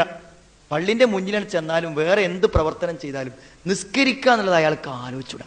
അതുകൊണ്ടാണ് ഇങ്ങനെ നേരം വൈകി പോണ്. കഴിഞ്ഞ ദിവസം പേലാറ്റൂർ അങ്ങാടി നിന്ന് നിസ്കരിക്കാൻ വേണ്ടി മഗ്‌രിബി നമസ്കാരത്തിന് കാർമേഘമൊക്കെ മൂടിയപ്പോൾ നമസ്കാരക്ക് ബാങ്ക് കൊടുത്തിരിക്കുമെന്ന് വിചാരിച്ച് വണ്ടി അവിടെ നിർത്തി നിസ്കരിക്കാൻ വേണ്ടി കയറാൻ നോക്കുമ്പോൾ ബാങ്കിന് പിന്നെയും കുറേ സമയമുണ്ട്. അപ്പോൾ ആളുകൾ യാത്രയിലാണ്. ഇപ്പോൾ ധാരാളം ആളുകളുടെ ചെരുപ്പ് പുറത്ത് കണ്ടപ്പോഴാണ് പള്ളി കയറി. അപ്പോൾ അവരൊക്കെ നിസ്കരിക്കുകയാണ്. അവർ നിസ്കരിക്കണ മഗ്‌രിബി അല്ല, അസറ നിസ്കരിക്കണേ. അസറ നിസ്കരിക്കുന്ന ആളുകളുടെ തിരക്കാണ്. ബേജാറും തരങ്ങൾ. മഗ്‌രിബിക്ക് ബാങ്ക് കൊടുക്കുമോ എന്ന് വിചാരിച്ച് പേടിച്ചിട്ട് ഇവരൊക്കെ പാടെ ഓടി ജുമാന്റെ അവസാന സമയത്ത് വരുന്ന മാതിരി വന്നിരിക്കുകയാണ് ആൾക്കാർ. എന്ന് പറഞ്ഞാൽ നിസ്കരിക്കും, പക്ഷെ നിസ്കാരം വല്ലാത്തൊരു ഭാരം. അതുകൊണ്ടാണ് പലപ്പോഴും ആളുകൾ ഇത് വൈകിച്ച് കൊണ്ടുപോകുന്നത്. ഒരു മഹാഭൂരിപക്ഷം ആളുകളും അങ്ങനെ. ഖുർആൻ എടുത്തു പറഞ്ഞതാണ്, ഹൃദയത്തിൽ ശരിയായ ഭക്തനാണെന്ന് ബോധ്യമില്ലാത്ത ആളുകൾക്ക് നമസ്കാരത്തെക്കാളും വലിയൊരു ഇടങ്ങേറില്ല ജോലിയില്ല എന്ന് പറഞ്ഞു. നമസ്കാരമാണ് അവർക്ക് ഏറ്റവും ഭാരമുള്ള കാര്യം. അത് ഖുർആൻ തന്നെ എടുത്തു പറഞ്ഞൊരു കാര്യമാണ്. അതുകൊണ്ട് സഹോദരങ്ങളെ, ഒരു ജീവിതത്തിൽ ഒരു നന്മയുടെ സൃഷ്ടിക്കുക, കഴിയുന്ന പോലെ സൃഷ്ടിക്കുക. അങ്ങനെ സൃഷ്ടിക്കുമ്പോൾ ആ ഭക്തിയുടെ പ്രതലത്തിൽ ഭക്തമായ ഒരു നമസ്കാരം നമുക്ക് സാധ്യമാകുന്നതാണ്. പിന്നെ ഇസ്ലാം ഭക്തിക്ക് വേണ്ട എല്ലാ അന്തരീക്ഷവും തീർക്കാൻ നമ്മളോട് ആവശ്യപ്പെടുന്നുണ്ട്. ഒരു പള്ളിയുടെ നിർമ്മാണം പോലും വളരെ മനോഹരമായി തീരാൻ കൽപ്പിക്കപ്പെടുന്നുണ്ടെന്നുള്ളതാണ്. ആയിഷ റളിയല്ലാഹു അൻഹ പറഞ്ഞത്, ഞങ്ങൾ അത്തർ ഉപയോഗിച്ചിരുന്നു പള്ളിയിൽ നിന്നാണ്. അത്തർ നമുക്ക് ആർക്കെങ്കിലും തോന്നിക്കണം, വെള്ളിയാഴ്ച വരുമ്പോൾ പള്ളിയിൽ എൻ്റെ വക ഒരു സുഗന്ധം, ഒരു നല്ല സുഗന്ധം. പള്ളിക്ക് ആളുകൾ വരുമ്പോൾ ഒരു സുഗന്ധം നിറഞ്ഞ അന്തരീക്ഷത്തിലായിരുന്നു എന്നാണ്. നമ്മുടെ പഴയ പള്ളിയിലൊക്കെ മൂത്രപ്പരൻ്റെ വാസന എപ്പോഴും കിട്ടും ആളുകൾക്ക്. ഉള്ളിലെ പള്ളിയിൽ മീറാബിൻ്റെ അവിടെ ഇരുന്നാലും കിട്ടുന്ന ഒരു അന്തരീക്ഷമാണ് പലപ്പോഴും പള്ളികളുണ്ട്. വൃത്തിയും ശുദ്ധിയുമുള്ള ഒരു പള്ളി, മനോഹരമായി ക്ലീൻ ചെയ്ത്. ഞാൻ പറഞ്ഞത്, നമുക്ക് ഒരല്പം സമാധാനത്തോടു കൂടെ ഇരിക്കാൻ എവിടെയെങ്കിലും നാം വിരിപ്പൊരുക്കുന്നുവെങ്കിൽ അത് പള്ളിയിലാണ് നമ്മൾ ഒരുക്കേണ്ടത്. നമുക്കൊന്ന് സുന്ദരമായിരിക്കാൻ നമ്മുടെ സ്വന്തം വീട്ടിലെ സിറ്റ് ഔട്ടിൽ ഒരുക്കുന്ന, ഓഫീസ് റൂമിൽ ഒരുക്കുന്നതിനേക്കാളും നല്ല വിരിപ്പൊരുക്കേണ്ടത് പള്ളിയിലാണ്. കാരണം അവിടെ ഇരിക്കുമ്പോൾ കിട്ടുന്ന സമാധാനം എവിടെയും കിട്ടില്ല സഹോദരങ്ങൾ. ജീവിതത്തിൽ ഏറ്റവും അധികം വിശ്രമിക്കാൻ നമ്മൾ സമയം നീക്കി വെക്കേണ്ടത് പള്ളിയിലാണ്. നിങ്ങൾക്ക് ആർക്കെങ്കിലും അഭിപ്രായ വ്യത്യാസം ഉണ്ടായാലും വിരോധമല്ല, പ്രമാണങ്ങൾ അതിനെയാണ് സാധൂകരിക്കുന്നത്. സുബൈ കഴിഞ്ഞാൽ അയാൾ സൂര്യോദയം വരെ പള്ളിയിലിരിക്കട്ടെ എന്നാണ്. ഒന്ന് ഇരുന്നോക്കുണ്ട്. ജീവിതത്തിൽ അത്രയും ഒരു പാർക്ക് പോയിരുന്നാലും അത്ര സമാധാനം കിട്ടുന്നത്. നല്ല വൃത്തിയുള്ള, ശുദ്ധിയുള്ള, സുഗന്ധമുള്ള, ഇരിക്കാൻ നല്ല സൗകര്യത്തോടു കൂടി നമ്മൾ ഒരുക്കേണ്ടതാണ്. നമ്മുടെ പള്ളിക്ക് മുന്നിൽ ഗാർഡൻ ഉണ്ടാകും, നല്ല പൂന്തോട്ടങ്ങളും വിശാലമായ സ്ഥലങ്ങളും. വെറുതെ വെള്ളം ചെലവാക്കാനും ലാവിഷാക്കാനും വേണം. അങ്ങനത്തെ ഒരു പള്ളി നാം നമുക്ക് വേണ്ടി ഒരുക്കുക. നമ്മളാണത് ഒരുക്കേണ്ടത്. എനിക്കിപ്പോഴും ഓർമ്മയുണ്ട്, പല പള്ളിയിലും ജുമാക്ക് ഹുതുബക്ക് വേണ്ടി പോകും. നമ്മുടെ പള്ളിയിൽ ഏതായാലും അതുണ്ട്. ഇതിലെ എല്ലാ ആളുകൾ സ്വന്തം പരിശ്രമഫലമായിട്ടാണ് ആളുകൾ പള്ളി ക്ലീൻ ചെയ്യാറ്. അവിടെയൊക്കെ വന്നാൽ ആ പള്ളിയുടെ പരിസരങ്ങളെ മനോഹരമാക്കാൻ എത്ര ശ്രദ്ധിക്കുന്ന ആളുകൾ. അവർക്ക് അന്ന് സാധിക്കുന്ന പോലെ അവർ വൃത്തിയാക്കിയിരുന്നു പള്ളി നൽകാൻ. അങ്ങനെ ഭക്തിയുടെ അന്തരീക്ഷം പള്ളിയിൽ. ഒരു ചെറിയ ദുർവാസനയെ നിരുത്സാഹപ്പെടുത്തി ഉള്ളിൽ നിന്ന് പള്ളിയിൽ വരെ പറഞ്ഞത് ഒരു ദുർവാസന പള്ളിയിൽ വേണ്ടാണ്. അത് പള്ളിയിൽ നിന്ന് നീക്കം ചെയ്യാൻ അതിനെ പരിപാലിക്കുന്ന, ആ പള്ളിയിൽ നമസ്കരിക്കുന്ന ഓരോ ആളുകൾക്കും ഏത് സുജൂദ് ചെയ്യുന്ന സ്ഥലത്ത് തൃപ്തിയില്ലാതെ സുജൂദ് ചെയ്യുന്നത്. പല ആളുകളും ചവിട്ടിയ ചളിയുടെ പാടുകൾ, അതേപോലെ തന്നെ നുരുമ്പിക്കിടക്കുന്ന പായയുടെ പാടുകൾ, അതേപോലെ തന്നെ കൈ കുത്തിയാൽ കൈ നിറച്ചും പൊടി പറ്റുന്ന നിറഞ്ഞു കിടക്കുന്ന സ്ഥലം, അതൊന്ന് വൃത്തിയാക്കിയാൽ അതിനെൻ്റെ ഭക്തിയിൽ വളരെ വലിയ സ്വാധീനമുണ്ട്, വളരെ വലിയ സ്വാധീനമുണ്ട്. എല്ലാ അന്തരീക്ഷവും നോക്ക്. നിങ്ങൾ മലമൂത്ര വിസർജനത്തിന് എന്തെങ്കിലുമൊക്കെ താല്പര്യമുള്ള സമയമാണെങ്കിൽ ജമാഅത്ത് അവിടെ തുടങ്ങിയാലും അത് കഴിഞ്ഞിട്ട് പോയാൽ മതി എന്നാണ്. കാരണം ആ ഒരു മാനസികാവസ്ഥയിൽ നിന്നാൽ ഒരിക്കലും അയാൾക്ക് നിസ്കാരത്തിന് മനസ്സെടുക്കാൻ പറ്റില്ല. ചില ആൾക്കാരെ ധൃതി വെച്ചൊന്ന് മൂത്രമൊഴിക്കാനൊക്കെ താല്പര്യം ഉണ്ടാവും, എന്നാലും പോകും. ഭക്ഷണം വിളമ്പി വെക്കുന്ന ഒരവസ്ഥ, വിശപ്പുണ്ടെങ്കിൽ ഭക്ഷണം കഴിച്ചിട്ടാണ് നിസ്കരിക്കാൻ വേണ്ടി പറഞ്ഞത്. സഹോദരങ്ങൾ, വലിയ ഒരുക്കം ആവശ്യം. ഓടിൻ വരിക, കയ്യാണ് കെട്ടുക, അത് ഭക്തി ഉണ്ടാക്കാൻ ഉപകരിക്കൂല. അതുകൊണ്ടാണ് വീട്ടിൽ നിന്ന് ഒതെടുത്ത് വരണമെന്നാണ്. വീട്ടിൽ നിന്ന് ഒതെടുത്ത് വരണമെന്നാണ്. മസ്ജിദുൽ ഖുബായിൽ ഒരു നിസ്കാരമുണ്ട്. ആ നിസ്കാരത്തിനെ പറ്റി പറയുമ്പോൾ പറയുന്നത് മൻ തതഹറ ഫീ ബൈതിഹിനാണ്. പ്രത്യേകം വീട്ടിൽ നിന്ന് ഒതെടുത്ത് വരണത് അതിന്റെ നിബന്ധനകളിൽപ്പെട്ട ഒന്നാണ്. പള്ളികളിൽ സാധാരണഗതി നമ്മുടെ നാട്ടിലൊക്കെ ഹൗലും വിശാലമായ സൗകര്യമുണ്ട്. പള്ളിക്കത്തെ വെള്ളം നിന്നാൽ കലാപികർ ടാങ്കിലെ വെള്ളം തീർന്നല്ലോ ആൾക്കാർ. ശരിക്കും എന്താ നിങ്ങൾ വീട്ടിൽ നിന്നാണ് ഒതെടുത്ത് വരുന്നത്. വീട്ടിൽ നിന്ന് ഒതുവെടുത്ത് വന്നിട്ടും ഒതു നിൽക്കാത്ത ആളുകളൊക്കെ ഉണ്ടെങ്കിൽ അവർക്ക് ചെയ്യാനുള്ള സംവിധാനമാണ് പള്ളിക്ക്. മനസ്സിലായി? വീട്ടിൽ നിന്ന് ശരിക്ക് വൃത്തിയായി ഒതുവെടുത്ത് നമ്മൾ അതിനുള്ള പൂർണ്ണ രൂപത്തിലാവും. അതെന്തായാലും നിസ്കാരത്തിന് വേണ്ടി എത്ര നേരത്തെ തയ്യാറാവണോ അത്ര നേരത്തെ നമസ്കാരത്തിൻ്റെ ഭക്തി നമ്മുടെ ഹൃദയത്തിൽ രൂപപ്പെട്ടുകൊണ്ടിരിക്കും. അത് കഴിഞ്ഞ് നമ്മൾ പള്ളിയിലേക്ക് നടന്നു പോവുക. നടന്നു പോകുമ്പോൾ നമ്മുടെ മനസ്സിലെന്താണ്? ഈ നടത്തം നിസ്കാരത്തിനുള്ള നടത്താണെന്നാണ്. ആ നിയ്യത്തുണ്ടെങ്കിൽ ഓരോ അടിക്കും അല്ലാഹു പ്രതിഫലം തരും. എന്നിട്ട് പള്ളിക്ക് ചെന്നാലോ കുറച്ചു നേരം നമസ്കാരത്തിന് വേണ്ടി കാത്തിരിക്കാൻ സമയം കണ്ടാൽ നല്ലത്. എല്ലാവർക്കും സാധിച്ചു കൊള്ളണമെന്നില്ല. അതിൻ്റെ മുമ്പും പിമ്പുള്ള റവാത്തിബ് സുന്നത്തുകളുണ്ട്, അത് നിസ്കരിക്കണം. വീട്ടിൽ നിസ്കരിക്കേണ്ടത് വീട്ടിൽ നിന്ന്, പള്ളി നിസ്കരിക്കേണ്ടത് പള്ളിയിൽ നിന്ന്, അങ്ങനെ നിസ്കരിക്കണം. അത് കഴിഞ്ഞ് വളരെ ഭക്തിപൂർവമായ നമസ്കാരത്തിലേക്ക് നമ്മൾ നിന്ന് കഴിഞ്ഞാൽ യഥാർത്ഥ സഹോദരങ്ങളെ നമ്മുടെ കൈ വളരെ കൃത്യമായൊരു സ്ഥാനത്ത് വെച്ചു. വെറുതെ ഇങ്ങനെ അവിടെ ഇവിടെ മാന്തി നിൽക്കല്ല ചെയ്യുന്നത്. വളരെ കൃത്യമായൊരു സ്ഥലത്ത് കൈ ഉറപ്പിച്ച് വെച്ചിട്ടുണ്ട്. വളരെ ആവശ്യമുള്ള സമയത്ത് മാത്രമേ ഇളകാൻ പറ്റുള്ളൂ. നമ്മുടെ നാട്ടിൽ പറയണമാതിരി 3 വട്ടം ഇളകിയാൽ നിസ്കാരം ബാത്തിലാവുന്നത്. അങ്ങനെ ഇളകാതെ ഒരാൾ നിസ്കരിച്ചിട്ടുണ്ടാവില്ല ഈ കാലം വരെ. അപ്പം അത് തന്നെ സാധ്യമില്ലാത്ത കാര്യമാണ്. അനിവാര്യമായ കാര്യങ്ങളൊക്കെ ചെയ്യാൻ അനുവാദമുണ്ട്. പക്ഷെ ആ ഇളക്കങ്ങൾക്കും അനക്കങ്ങൾക്കും കൃത്യമായ നിയമമുണ്ട്. ചില പണ്ഡിതന്മാരൊക്കെ 5 ഇളക്കങ്ങളെയും അനക്കങ്ങളെയും വീശി. ചില അനക്കങ്ങൾ കൂലി കിട്ടുന്ന അനക്കേണ്ടതാണ്, ചിലതൊക്കെ കൂലി കിട്ടും അനക്കം. ചില അനക്കങ്ങൾ നിർബന്ധിതാവസ്ഥയിൽ അനങ്ങേണ്ട കാര്യങ്ങളുണ്ടാവും. ചിലത് ജായിസായ അനുവദനീയമായ കാര്യങ്ങളുണ്ടാവും. നിസ്കാരത്തിൽ ഇരിക്കുന്ന സമയത്ത് എന്താ വെച്ചാൽ വിരൽ ചൂണ്ടുന്ന സമയത്ത് വിരൽ ഇളക്കണം എന്നാണ്. വിരൽ ഇളക്കേണ്ടതുണ്ടോയെന്ന് ആളുകൾക്ക് സംശയം. ചില ആളുകൾ പറയും അങ്ങനെ വിരൽ ഇളക്കുമ്പോൾ എനിക്കെൻ്റെ ഭക്തി നഷ്ടപ്പെട്ടു പോവുകയാണ് എന്ന് ചില ആളുകൾ പറയാറുണ്ട്. യഥാർത്ഥത്തിൽ അത് പറയുന്നത് നമസ്കാരത്തിനെതിരെയുള്ള ശക്തമായ ഒരു വിമർശനമാണ്. പറയാൻ പാടില്ല. വിരൽ ഇളക്കണോ ഇളക്കേണ്ടതില്ല നമുക്ക് തീരുമാനിക്കാം. പക്ഷെ അത് ഇളക്കണത് എൻ്റെ ഭക്തിക്ക് തകരാറാണ് എന്ന് പറയാൻ പാടില്ല എന്നാണ്. കാരണം സല്ലല്ലാഹു അലൈഹി വസല്ലം യുഹർരികു ഇസ്ബഅഹു അൽയുംന യദ്ഉ ബിഹാ. ഇങ്ങനെ ഒരാളെങ്ങനെ വിളിക്കുകയാണോ എന്ന് തോന്നുന്നത്, ആ വിളിക്കുകയാണോ എന്ന് തോന്നുന്ന കോലത്തിൽ നബി സല്ലല്ലാഹു അലൈഹി വസല്ലം അങ്ങനെ തൻ്റെ വിരലുകളെ ഇളക്കിയിരുന്നു എന്ന് പറയുന്നു. മറ്റൊരു ഹദീസിൽ കാണാൻ പറ്റും പിന്നെ പിന്നെ ലഹിയ അശദ്ദു അല ശൈത്താനി മിനൽ ഹദീദ് എന്നാണ്. നമ്മളെ ഇരുമ്പ് കൊണ്ട് കുത്തുന്നതിനേക്കാളും ഏറ്റവും വലിയ പ്രയാസം പിശാചിനുണ്ടാക്കുന്ന ഒന്നാണ് ഏത്? ആ വിരലിളക്കുന്നത്. ധാരാളക്കണക്കിന് ഹദീസുകൾ വന്നൊരു വിഷയമാണ്. ഞാൻ പറഞ്ഞതൊരു സുന്നത്തായ ഇളക്കാണ്. അങ്ങനെ ഇളക്കേണ്ട രംഗങ്ങളുണ്ട്, നിർബന്ധമായി ഇളകേണ്ട കാര്യങ്ങളുണ്ടാവും. ഒരു കുട്ടി ഒരു അപകടത്തിലേക്ക് നടന്നു പോകുന്നത് ശ്രദ്ധയിൽപ്പെട്ടാൽ അത് നമസ്കാരത്തിലാണെങ്കിലും കൈയഴിച്ചു പോയി ആ കുട്ടിയെ പിടിക്കണം. ഒരു അപകടത്തിലേക്ക് നടന്നു പോകുന്ന ഒരാളെ കണ്ടാൽ നമ്മൾ ആ അപകടത്തിൽ നിന്ന് അയാളെ രക്ഷിക്കണം. ഇതൊക്കെ നിസ്കാരത്തിലായതുകൊണ്ടാണ് ഞാൻ ചെയ്യായിരുന്നു എന്നുള്ളത് ഒഴിവല്ല എന്നല്ല. അപ്പം ഞാൻ പറഞ്ഞു വരുന്നത്, ഓരോ കാര്യങ്ങളിലും നമസ്കാരത്തിൽ നമ്മൾ ചെയ്യുന്ന ഏതൊരു പ്രവർത്തനങ്ങളും നമ്മുടെ ഭക്തിക്ക് അനുഗുണമാകുന്ന രൂപത്തിലുള്ള നിർദ്ദേശങ്ങളും നിയമങ്ങളുണ്ട്. കൈയൊരു സ്ഥലത്ത് വെക്കാണ്, കണ്ണ് സുജൂദ് ചെയ്യുന്ന സ്ഥലത്താണ് വെക്കേണ്ടത്. യാതൊരു അഭിപ്രായ വ്യത്യാസമില്ലാത്ത ഹദീസിൽ സ്ഥിരപ്പെട്ടു വന്നൊരു കാര്യമാണ്. കണ്ണ് അവിടെ തന്നെ വേണം. നമ്മുടെ എല്ലാ ക്ഷമതയുടെ ഏറ്റവും വലിയ ശക്തിയാണ് കണ്ണ്. കണ്ണ് എവിടെ പോയോ അത് നമ്മുടെ ശ്രദ്ധ തിരിക്കും. അതുകൊണ്ട് കണ്ണിനൊരു സ്ഥാനം നിസ്കരിക്കുമ്പോൾ നിർണയിച്ചു കൊടുത്താൽ സലാം വീട്ടിന് വരെ കണ്ണ് അവിടെ നിന്നാൽ തന്നെ നമുക്ക് ധാരാളം കണക്കിന് പിന്നെ ശ്രമങ്ങൾ ഒഴിവാകും ഭക്തിക്ക് വേണ്ടിയില്ല. അത് സുജൂദ് ചെയ്യുന്ന സ്ഥലത്തേക്കാണ് നോക്കേണ്ടത്. ഏത് സമയത്തും ഇമാമത്തും ജമാഅത്തുമായിട്ട് നിസ്കരിക്കുകയാണെങ്കിലും നമ്മൾ നോക്കേണ്ടത് ആ ഭാഗത്തേക്ക് തന്നെ. മാത്രമല്ല, ആകാശത്തിലേക്ക് കണ്ണുകളെ ഉയർത്തുന്നവരെ കുറിച്ച് പറഞ്ഞത് അവിടെ കണ്ണുകളെ ഒരു പക്ഷേ റാഞ്ചി എടുക്കപ്പെട്ടേക്കാണ്. കാരണം അത്രയും ഗൗരവമാണ് മേലക്ക് നോക്കുക എന്ന് പറഞ്ഞത്. മേലക്ക് നോക്കാൻ പറ്റൂല, ഇടത്തോട്ടും വലത്തോട്ടും തിരിഞ്ഞു നോക്കാൻ പറ്റൂല. കുറുക്കൻ നോക്കുന്ന പോലെ നോക്കരുത്, കുറുക്കൻ നോക്കുന്ന പോലെ നോക്കരുത്, അങ്ങോട്ടും ഇങ്ങോട്ടും തിരിഞ്ഞു നോക്കാൻ പാടില്ല. ഇതൊക്കെ നമസ്കാരത്തിന്റെ ഭക്തിയെ ബാധിക്കുന്ന ഏറ്റവും പ്രധാനപ്പെട്ട ഘടകമാണ്. ഹൃദയം കൊണ്ട് നിർവഹിക്കുന്ന ഒരു കാര്യമാണ് നിസ്കാരം. ഹൃദയം, ശാരീരിക ചലനങ്ങളുണ്ടെങ്കിലും ഹൃദയമാണ് അതിൽ ഏറ്റവും പ്രധാനം. ഹൃദയം ഏറ്റവും പ്രധാനം. ഇസ്തിഗ്ഫാറാണ്, പുറത്തു തരണേ എന്നാണ് എല്ലായ്പ്പോഴും പറയുന്നത്. ഇസ്തിഗ്ഫാറിന് ഹൃദയ സാന്നിധ്യമാണ് ആവശ്യം. തസ്ബീഹുകളും തഹ്ലീലുകളും ചെയ്യുമ്പോൾ അള്ളാഹുവിന് വിനയപ്പെടുന്ന ഏറ്റവും പ്രധാനപ്പെട്ട സമയമാണ്. അതുകൊണ്ട് മനസ്സുകൊണ്ടല്ലാതെ തസ്ബീഹില്ല, മനസ്സുകൊണ്ടല്ലാതെ തഹ്ലീലില്ല, മനസ്സുകൊണ്ടല്ലാതെ ഇസ്തിഗ്ഫാറില്ല. അതുകൊണ്ട് ഏറ്റവും അധികം ഹൃദയ സാന്നിധ്യം ആവശ്യമുള്ള ഒരു കർമ്മമാണത്. യാ അയ്യുഹല്ലദീന ആമനു അഖീമുസ് സ്വലാത്ത്, ഈ സത്യവിശ്വാസികളെ നിങ്ങൾ നമസ്കാരം നിർവഹിക്കണം എന്ന് പറയുമ്പോൾ ഇഖാമത്തുസ് സ്വലാത്ത് എന്ന് പറയുന്നതിൽ പ്രധാനമായും 3 ഘടകങ്ങളുണ്ട് എന്ന് പണ്ഡിതന്മാർ വിശദീകരിക്കുന്നു. ഒന്ന്, നമസ്കാരത്തിന്റെ സമയമാണ്. അതേപോലെ തന്നെ നമസ്കാരം ശരിയായ രൂപത്തിൽ നിർവഹിക്കുന്ന നമസ്കാരത്തിന്റെ ഇത്തിബാ ആണ്. റസൂലുള്ളാഹിന്റെ നിർദ്ദേശപ്രകാരം നിസ്കരിക്കാം. മറ്റൊന്ന് നമസ്കാരത്തിന്റെ പ്രധാനപ്പെട്ട കാര്യമാണ് ഖുശൂ വളരെ പ്രധാനപ്പെട്ട കാര്യം. ഭക്തി നമസ്കാരത്തിന്റെ ഏറ്റവും ഇഖാമത്തു സ്വലാത്തിന്റെ ഭാഗമായി പണ്ഡിതന്മാർ എണ്ണിയതും പരിഗണിച്ചതുമാണ്.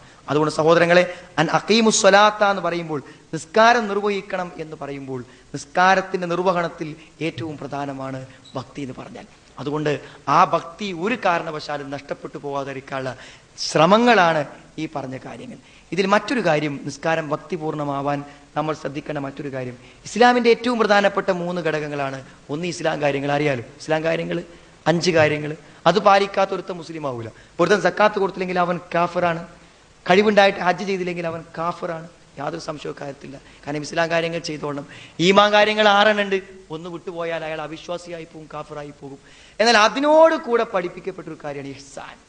ഇഹ്സാൻ കിട്ടില്ല. ഇഹ്സാൻ എന്താണ്? ഇഹ്സാൻ എന്ന് പറഞ്ഞാൽ മനുഷ്യന് വിശ്വാസമുണ്ടായി കർമ്മങ്ങൾ അനുഷ്ഠിക്കുന്നില്ലെങ്കിൽ അയാൾ ശരിയാകും. ഇതേപോലെ ആ 2 കാര്യത്തിലും മനുഷ്യനുണ്ടായിത്തീരേണ്ട ഒന്നാണ് ഇഹ്സാൻ. ഇഹ്സാൻ എന്ന് പറഞ്ഞാൽ അൻ തഅബുദ റബ്ബക കഅന്നക തറാഹ്, നീ നിന്റെ രക്ഷിതാവിനെ നീ കാണുന്നില്ലെങ്കിലും അവൻ നിന്നെ കാണുന്നു എന്ന പൂർണ്ണ ബോധത്തോടെ ചെയ്യാം.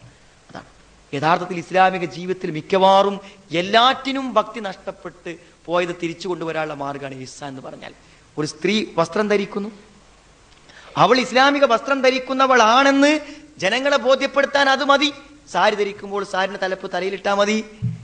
ഒരു ചെറിയ മഫ്ത കൊണ്ടൊന്ന് ചുറ്റിക്കെട്ടിയാൽ ആളുകൾക്ക് മുമ്പിൽ അവൾ ഇസ്ലാമിക വസ്ത്രധാരണം ധരിക്കുന്നവരാണ്. പക്ഷേ ഈ വസ്ത്രം കൊണ്ട് റബ്ബ് തൃപ്തിയായോ, പടച്ച തമ്പുരാൻ തൃപ്തിയായോ? പടച്ച തമ്പുരാൻ തൃപ്തിയായിട്ടുണ്ടെങ്കിൽ മാത്രമേ അതിന്റെ പ്രതിഫലമുള്ളൂ. അതെങ്ങനെയാണ്?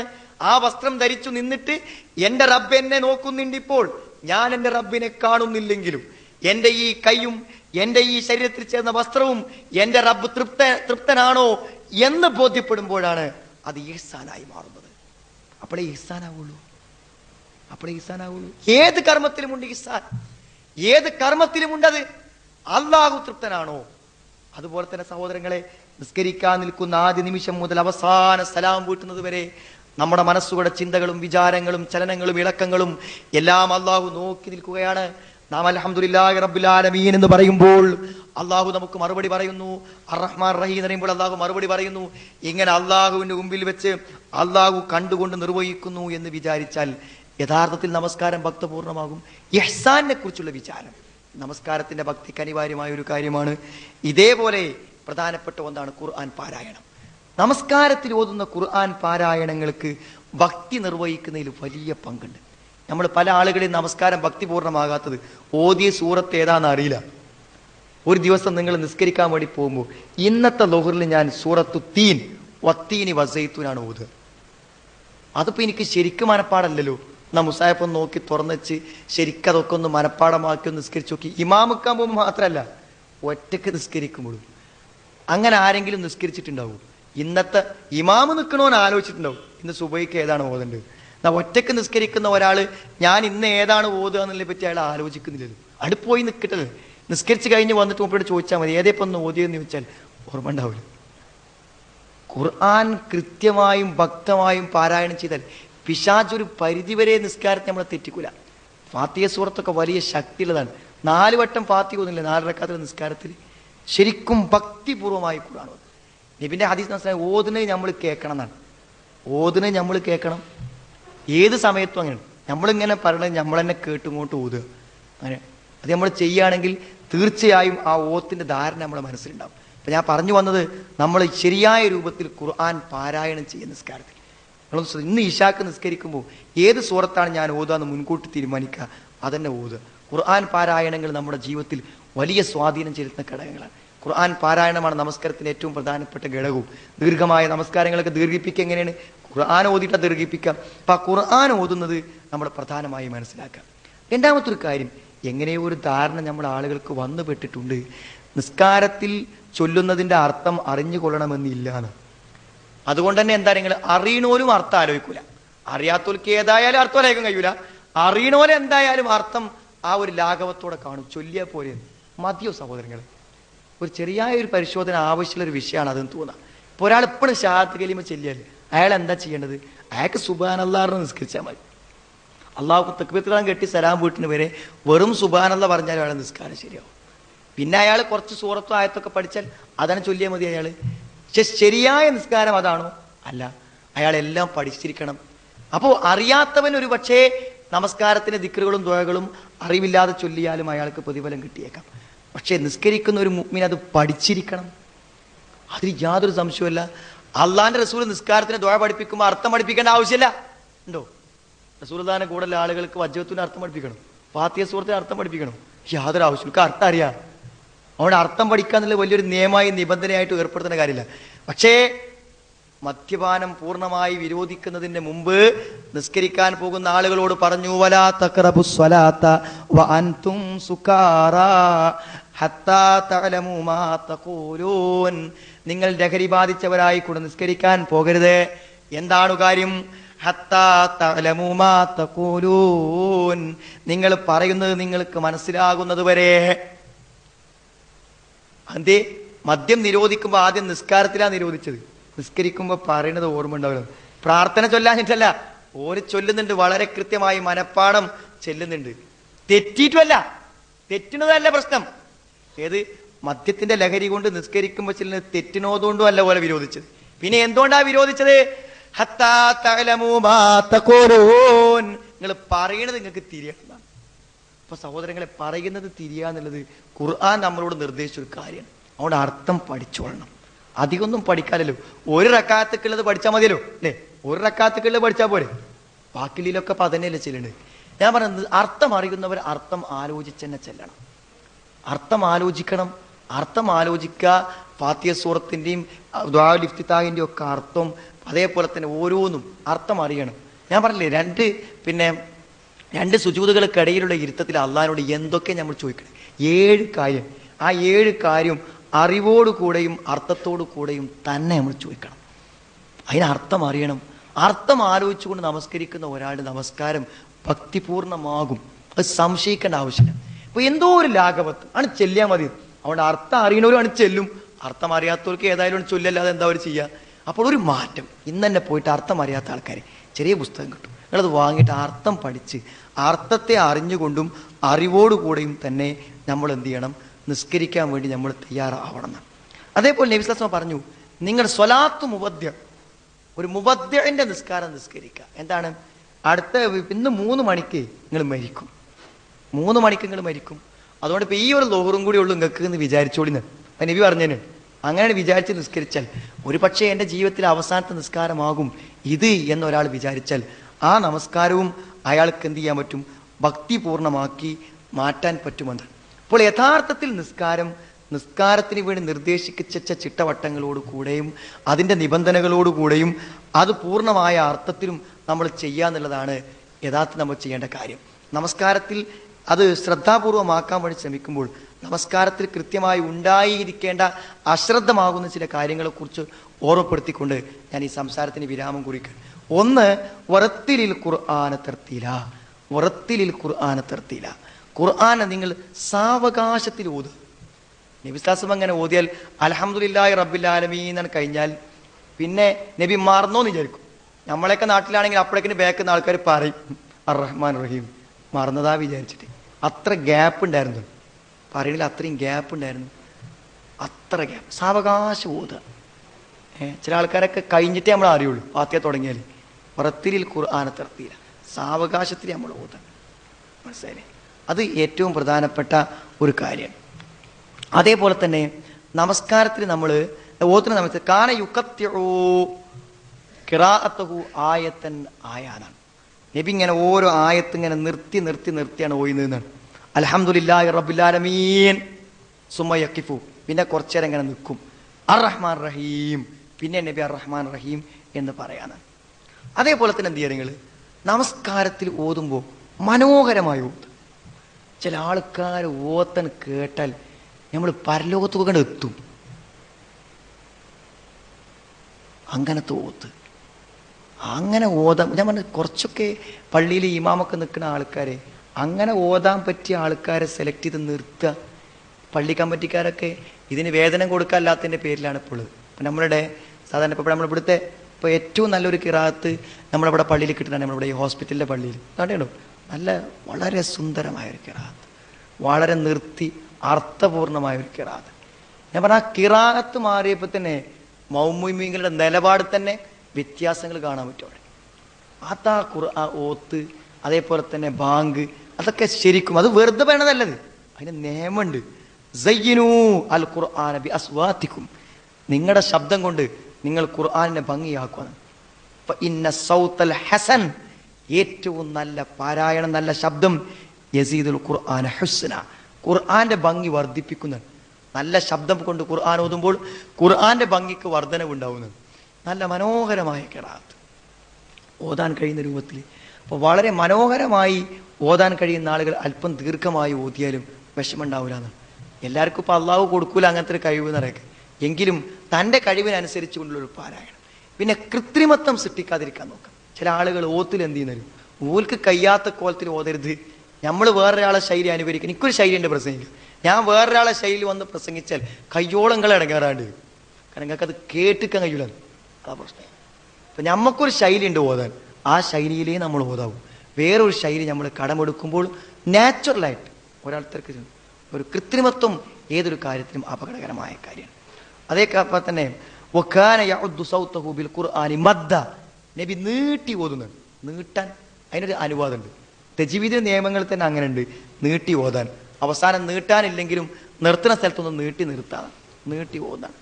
പിന്നെ അതേപോലെ തന്നെ നമസ്കാരത്തിൻ്റെ പ്രത്യേകതകളാണ് പല കാര്യങ്ങളും. നമസ്കാരത്തിന് സാധാരണയുള്ള കാര്യങ്ങൾ, നിസ്കാരം കഴിഞ്ഞാൽ നബി തസ്ബീഹ് ചെല്ലും. തസ്ബീഹിൻ്റെ മാല കൊണ്ടല്ല, വിരലുകൊണ്ടാണ്. അത് ഭക്തിയെ ബാധിക്കുന്ന ഒരു കാര്യം. വലത്തെ കൈ, ഇടത്തെ കൈ ഉപയോഗിക്കാൻ പറ്റും. വലത്തെ കൈ ആൾക്കാർ 2 കൈ എണ്ണ പിടിക്കുക. വലത്തെ കൈയാണ്. കാന യഅഖിദു തസ്ബീഹ ബിയമീനിഹി, വലത്തെ കൈ കൊണ്ടാണ്. സുബ്ഹാനല്ലാഹ് അൽഹംദുലില്ലാഹ് അല്ലാഹു അക്ബർ എന്നൊക്കെ പറയുന്നത് അങ്ങനെയാണ്. മനസ്സിലായി? മാല എന്തിനാണ്? തെറ്റാതെക്കാൻ എന്തിനാ? തെറ്റുന്ന എപ്പോഴാണ്? അശ്രദ്ധ വരുമ്പോഴാണ് തെറ്റുക. അവിടെ ശ്രദ്ധ കൂടുതൽ കിട്ടാൻ നല്ലത് ഏതാണ്? നമ്മൾ പിന്നെ ഈ കൈകൾ പരലോകത്ത് സാക്ഷി പറയാനുണ്ടാവും ചെയ്യുന്നത്. ഏത് കാര്യത്തിലും വളരെ കൃത്യമായ രൂപത്തിലാണ് നബി ഓരോ കാര്യങ്ങളും നിർവഹിച്ചിരുന്നത് നമുക്ക് കാണാൻ പറ്റും. അതുകൊണ്ട് ഇത്തരം കാര്യങ്ങൾ ശ്രദ്ധാപൂർവ്വം നിർവഹിക്കാം. ഒളു ശരിയായി നിൽക്കാം. അദ്ദേഹത്തിന് വേറൊരു കാര്യമാണ് എന്തറിയും, ബാങ്കും ഇഖാമത്തും വളരെ പ്രധാനം. ബാങ്കും ഇഖാമത്തും. ഒരു സഹാബി ഒരു യാത്ര പോയ സമയത്ത് അയാൾ ഒറ്റയ്ക്ക് വിജനമായ സ്ഥലത്ത് ഒറ്റപ്പെട്ടു. അപ്പോൾ എന്തോ ഒരു വസ്തു താഴത്തേക്ക് വീഴുന്നൊരു ഭയങ്കര ശബ്ദം കേട്ടു. അയാൾ ചെറിയൊരു പേടിച്ചിട്ടാണ് അയാൾ നബിനോട് വന്ന് പറഞ്ഞപ്പോൾ നബി പറഞ്ഞു, നീ ഒറ്റക്കാണെങ്കിലും നീ ഉറക്കെ ബാങ്ക് കൊടുക്കാനാണ്. ബാങ്ക് കൊടുത്താൽ ആ ബാങ്ക് കേൾക്കും. പിശാചുക്കൾ ഓടിപ്പോകും ബാങ്ക് കേൾക്കുമ്പോൾ. അതേപോലെ ജിന്നുകളും മനുഷ്യരും മലക്കുകളും എല്ലാം സാക്ഷ്യം വഹിക്കും ബാങ്കിന്. ബാങ്ക് കേൾക്കുമ്പോൾ ബാങ്കിന്റെ ശബ്ദത്തിന് മലക്ക് സാക്ഷ്യം വഹിക്കും, ജിന്ന് സാക്ഷ്യം വഹിക്കും, കേൾക്കുന്ന മനുഷ്യന്മാരൊക്കെ സാക്ഷ്യം വഹിക്കും. അതുകൊണ്ട് ബാങ്ക് നമ്മൾ കൊടുക്കണം. നിസ്കരിക്കാൻ നിൽക്കുമ്പോൾ സുന്ദരമായി ബാങ്ക് കൊടുക്കുക, ഇക്കാമത്തും കൊടുക്കുക. ആ ബാങ്കും ഇക്കാമത്തും തന്നെ നമസ്കാരത്തിന്റെ ഭക്തിയിലേക്കുള്ള ഏറ്റവും വലിയൊരു പ്രവേശനമാണ്. ചില ആളുകളുടെ ഓടിൻ വരിക, കയ്യാണ് കെട്ടുക. അതുണ്ടാകും. നമ്മൾ ഒന്നാണ്ട് ആലോചിച്ച് ആ ബാങ്കും ഇക്കാമത്തും ശരിക്കും നിർവഹിച്ചാൽ തന്നെ കുറേ മാറ്റം കണ്ട. ഒളു കൃത്യമായി നമ്മൾ നിർവഹിക്കുക, നിസ്കാരം പള്ളിയിലായി നിർവഹിക്കാൻ ശ്രമിക്കുക, വക്തിനെ നിർവഹിക്കാം. ഇത്തരം കാര്യങ്ങളിലെക്കുറിച്ച് ശ്രദ്ധ പുലർത്തുമ്പോൾ നമ്മുടെ നമസ്കാരം ഭക്തിപൂർവമാകുമ്പോൾ ജീവിതത്തിൽ വെളിച്ചമുണ്ടാകും, പ്രകാശമുണ്ടാകും, മനസ്സിന് ധൈര്യമുണ്ടാകും, സമാധാനമുണ്ടാകും. അതേപോലെ തന്നെ നമ്മുടെ ജീവിതത്തിൽ നമുക്ക് സന്തോഷമുണ്ടാകും, ഖബറിലും പരലോകത്തിലും നമുക്ക് വിജയമുണ്ടാകും. നമ്മുടെ വീട്ടിൽ നിസ്കരിക്കുന്ന ആളുകൾ വീട്ടിൽ നിസ്കരിക്കാൻ ഒരു സ്ഥലം നീക്കി വെക്കുക. സഹാബത്ത് നബിയെ വിളിച്ചുകൊണ്ട് പ്രത്യേകമായി വീട്ടിലെ നമസ്കാരങ്ങളെ ഉദ്ഘാടനം ചെയ്യിപ്പിച്ചു എന്നാണ്. നബിയോടെ കൊണ്ട് നിസ്കരിപ്പിക്കും അവർ. അതുകൊണ്ട് വീട്ടിലതിനൊരു സ്ഥലം നമ്മൾ കൃത്യമായി നീക്കി വെക്കുന്നത് നന്നായിരിക്കും. പലതിനും സ്ഥലം കാണുന്ന ആളുകൾ പലപ്പോഴും അങ്ങനെ ഒരു നമസ്കരിക്കാനൊരു സ്ഥലം പലപ്പോഴും കണ്ടെത്താറില്ല. വളരെ പ്രധാനപ്പെട്ട കാര്യമാണ്. നമ്മൾ വീട്ടിൽ അത് വൃത്തിയുള്ളതായി സൂക്ഷിക്കുക, അത് ഭക്തിപൂർവ്വമാക്കി തീർക്കാൻ നമ്മൾ ശ്രദ്ധിക്കാം. അത് ഏറ്റവും സാധിക്കുകയാണെങ്കിൽ വീട്ടിൽ ഏറ്റവും ഒഴിഞ്ഞ് വിശാലതയുള്ള നല്ല വെളിച്ചവും പ്രകാശമൊക്കെ കിട്ടുന്ന നല്ല ഒരു സ്ഥലം, നല്ല വെളിച്ചത്തോടു കൂടെ അറേഞ്ച് ചെയ്തിട്ട് നല്ല ഒരു സ്ഥലം, നല്ല ഇരിക്കാനും ഒക്കെ നമ്മുടെ ശ്രദ്ധ തെറ്റാത്ത നല്ല ആളുകളിപ്പോൾ നിസ്കാരം ഭക്തിപൂർവ്വമാക്കാൻ ആൾക്കാർ ആകെ വാങ്ങണം എന്താ നിങ്ങൾ കൊത്തും പുള്ളിയൊക്കെയുള്ളൊരു മുസല്ലേനെ വാങ്ങിക്കൊണ്ടല്ലേ. നമ്മുടെ നാട്ടിലെ ആൾക്കാർ നിസ്കാരം ഭക്തിപൂർവ്വമാക്കാൻ വേണ്ടി മക്കത്തൊക്കെ പോയാൽ അവിടുന്ന് ആകെ വാങ്ങൽ തസ്ബീഹുമാലി നിസ്കാരം, രണ്ടും നിസ്കാരത്തിൻ്റെ പിന്നെ മുസല്ലയാണ്. ഭക്തി കളയുന്ന സാധനങ്ങളെ ഉണ്ട്. ഈ സഹോദരങ്ങൾ യാതൊരു ന്യായമല്ല. പള്ളിയിലാണെങ്കിൽ എവിടെയെങ്കിലും ഈ അനേകം ചിത്രപ്പണികൾ, ആ ചിത്രപ്പണിയിൽ ഏറ്റവും പ്രധാന ചിത്രപ്പണി ചന്ദ്രക്കലയാണ്. ഈ ചന്ദ്രക്കല എന്ന് പറഞ്ഞാൽ മുസ്ലിങ്ങൾക്ക് ഇസ്ലാമിൻ്റെ ശത്രുക്കൾ ഉണ്ടാക്കി കൊടുത്തൊരു ബിംബാണ്, ഒരു പ്രതിമ. നിങ്ങൾക്ക് എന്തെങ്കിലും സാധനം ഉണ്ടായിക്കോട്ടെ, അതിന് ഞമ്മക്ക് ഉണ്ടാക്കി തന്നാണ്. ഞമ്മക്ക് എവിടെയെങ്കിലും വരക്കാനോ എഴുതാനോ ഒക്കെ ഉണ്ടെങ്കിൽ അതിനൊരു സാധനം വേണ്ട ഉണ്ടാക്കി. അല്ലാതെ ഈ ചന്ദ്രക്കലയ്ക്ക് എന്ത് പ്രാധാന്യം? പള്ളിൻ്റെ മുലാരത്തിൻ്റെ മേലെ ചന്ദ്രക്കല എവിടുന്ന് വന്നു സഹോദരൻ? ഇതൊന്നും ഇസ്ലാമിലില്ല അങ്ങനെ ഒരു സാധനം. ഇസ്ലാമിൻ്റെ ചിഹ്നങ്ങളിൽ ഒരു ചന്ദ്രക്കല, അതൊരു ബിംബാണ്. മുസ്ലിങ്ങൾക്ക് ഒരു ബിംബമായി മറ്റുള്ളവർ നിശ്ചയിച്ചു കൊടുത്തൊരു സാധനമാണ്. അതുകൊണ്ട് എന്ത് ചെയ്യുക നിങ്ങൾ, നമ്മൾ ആ സാധനം അതാ മുസല്ലമ്മക്കാര്യം. പിന്നെ പള്ളിൻ്റെ കുറേ മുനാരം. പള്ളിക്ക് എവിടെ മുനാരം? പള്ളിക്ക് മുനാരല്ല. അത് സാധാരണ ഇതിൽ പള്ളിയെ തിരിച്ചറിയാൻ വേണ്ടി ഒരു ചിഹ്നമായി ആളുകൾ ഉപയോഗിച്ചു പോകുന്നപ്പോൾ അത് ഉപയോഗിച്ച് പോകുന്നു എന്ന് മാത്രം. യഥാർത്ഥത്തിൽ മിഹ്റാബ്, ഈ മുനാരം, ഇതൊക്കെ മിഹ്റാബ് നിസ്കരിക്കാനും പിന്നെ ഇതിനെ സാധാരണയുള്ള ഈ ഒരു നമസ്കാര മണ്ഡപം നിസ്കരിക്കാനുള്ള ഒരു സ്ഥലം എന്നാണ് മിഹ്റാബ് എന്ന് പറഞ്ഞാൽ അർത്ഥമുള്ളൂ. അല്ലാതെ ഇമാമിനായിട്ട് പ്രത്യേകം ഭയങ്കര ശില്പവസ്തുക്കളും സാധനങ്ങളൊക്കെ വെച്ച് അയാൾ അതിൻ്റെ ഉള്ളിൽ കയറിയാൽ ഒരു വല്ലാത്ത ലോകത്തേക്ക് ചന്ദ്രനിൽ ഇരിക്കണമാതിരി ഇരിക്കേണ്ട യാതൊരു ആവശ്യവും അതിനില്ല. അതിൻ്റെ യാതൊരു വളരെ ഓപ്പണായിട്ട് ആൾക്കാർക്ക് അവിടേക്ക് ചെല്ലാൻ തന്നെ പേടിയാണ്. പഴയ പള്ളിൻ്റെ അവിടേക്ക് അങ്ങനത്തെ ശരിക്കും ഇമാമ് മൗമൂമിനോട് ഏറ്റവും ചേർന്ന് നിൽക്കണം എന്നാണ്, ഏറ്റവും ചേർന്നാണ് നിൽക്കേണ്ടത്. ഇപ്പോഴത്തെ അവസ്ഥയിൽ നിൽക്കുന്ന നൃത്തം തെറ്റല്ലെങ്കിലും പ്രോത്സാഹനകരമായത് മൗമൂമിനോട് ഏറ്റവും ചേർന്ന് നിൽക്കുക എന്നുള്ളതാണ് സാധാരണ ചെയ്യേണ്ട ഒരു പ്രധാനപ്പെട്ട സ്ഥലം നഷ്ടപ്പെട്ടു പോകാതിരിക്കാനൊക്കെ ഏറ്റവും നല്ലൊരു കാര്യമാണ്. അപ്പം ഞാൻ പറഞ്ഞത് ഈ മുസല്ലയാണ് നമ്മൾ ആൾക്കാർ ഭക്തി കൊണ്ടുവരുന്ന ഒരു സാധനം. അത് ഒഴിവാക്കിയിട്ട് അങ്ങനത്തെ സാധനം ഉണ്ടെങ്കിൽ അതിൻ്റെ മേലെ നല്ല വെളുത്തൊരു തുറത്തുമുണ്ടാണ് വിരിച്ചാൽ മതി, ഒരു പ്രശ്നം ഉണ്ടാവില്ല. അതാണ് ഏറ്റവും പരിഹാര മാർഗ്ഗം. എന്നാൽ അതിൻ്റെ ഒരു സ്മൂത്തായ ഒരു അവസ്ഥ കിട്ടുകയും ചെയ്യും. അതിൻ്റെ ഒരു കാര്യം അങ്ങനെ വീട്ടിലുണ്ടെങ്കിൽ ആദ്യം ചെയ്യേണ്ടത് അതിൻ്റെ മേലെ ഒരു വെള്ളത്തുണി വിരിക്കലാണ്. അല്ലെങ്കിൽ ഒരു നല്ല മനോഹരമായൊരു കുത്തുപുള്ളിയൊന്നും ഇല്ലാത്ത നല്ല വെള്ള ടർക്ക് വാങ്ങി മിഹ്റാബിൽ വിരിച്ചാൽ ഒരു പ്രശ്നം വരാൻ മുസല്ലനേക്കാളും നന്നായി ഉപയോഗിക്കാൻ പറ്റും. അപ്പോൾ വീട്ടിലും അതിന് പ്രത്യേക സൗകര്യങ്ങൾ ഏർപ്പെടുത്തുമ്പോൾ നമ്മളിതൊക്കെ ശ്രദ്ധിക്കുക. എന്തൊക്കെയെന്ന് വിചാരിച്ചാൽ നമ്മളെ ഭക്തിയാണ് കളഞ്ഞാൽ ശൈത്താന് സമാധാനമായി. അതിനില്ലേ എല്ലാ പരിപാടി നിസ്കാരത്തിൽ പേപ്പിക്കാനായിട്ടൊരു ശൈത്താണ്ട് പറയട്ടെ. അതാണ് ഇപ്പോൾ ഈ ആളുകൾ ഭക്തിക്കുള്ള ഏറ്റവും പ്രധാനപ്പെട്ട ഒരു കാര്യമാണ് സഫിൻ്റെ കാര്യം. നമ്മൾ ആൾക്കാർ ശ്രദ്ധിക്കാത്തൊരു കാര്യമാണ് സഫ് എന്ന് പറഞ്ഞാൽ ഇസ്ലാമിൽ വളരെ പ്രധാനപ്പെട്ട കാര്യം. ആ സഫിൻ്റെ നിയമം സഫു വെക്കും. നബി നിസ്കരിക്കാൻ നിന്ന് അങ്ങനെ ഇറങ്ങി വരുത്തരെ, എന്നിട്ട് ഓരോ സഫു കൂടി നടന്നിട്ട് ആൾക്കാരെങ്ങനെ അടുത്തടുത്ത് നിർത്തുന്നതാണ്. അതേപോലെ തന്നെ പറഞ്ഞു ഇബാദല്ലാ, അള്ളാഹുവിൻ്റെ അടിമകളെ തുസവ്വുക്കും, നിങ്ങൾ നിങ്ങളെ സെഫ് നേരാക്കി കിട്ടില്ലേ. ഔല യുഹാരിഫൻ അള്ളാഹു ബൈന വുജൂഹിക്കും, അല്ലെങ്കിൽ അള്ളാഹു നിങ്ങളെ തമ്മിൽ ഭിന്നിപ്പിക്കും. ഇമാം ബുഖാരിന്റെ ഹദീസ്. തറാസു, നിങ്ങൾ തറാസു, നിങ്ങൾ ശരിക്കും ഇഷ്ടികകളെ പോലെ ചേർന്ന് നിൽക്കുക എന്നാണ്. തറാസു വലാ തദഉ ഫുർജാതു ശൈത്താൻ. നിങ്ങൾ ഒരിക്കലും ഷെയ്ത്താനിന്റെ വിടവ് ഉണ്ടാക്കരുത്. ഷെയ്ത്താന്റെ വിടവ് സഫിന്റെ അടിയിൽ ഉണ്ടാകരുത്. നിങ്ങൾ ചേർന്ന് നിൽക്കുന്നതാണ് എന്ന് പറഞ്ഞു. ശരിക്കും അബൂദാവൂദ് റിപ്പോർട്ട് സഹിഹായ ഹദീസാണ്. ചേർന്ന് നിൽക്കണം എന്നാണ്. ഒരാട്ടിൻ കുട്ടിയെ പോലെ പിശാച് നിങ്ങളുടെ നമസ്കാരത്തിന്റെ വിടവുകളിലൂടെ സഫിന്റെ വിടവുകളിലൂടെ നടക്കുന്നത് ഞാൻ കാണുന്നു എന്ന് നബി തിരുമേനി സല്ലല്ലാഹു അലൈഹി വസല്ലം പറയുകയുണ്ടായി.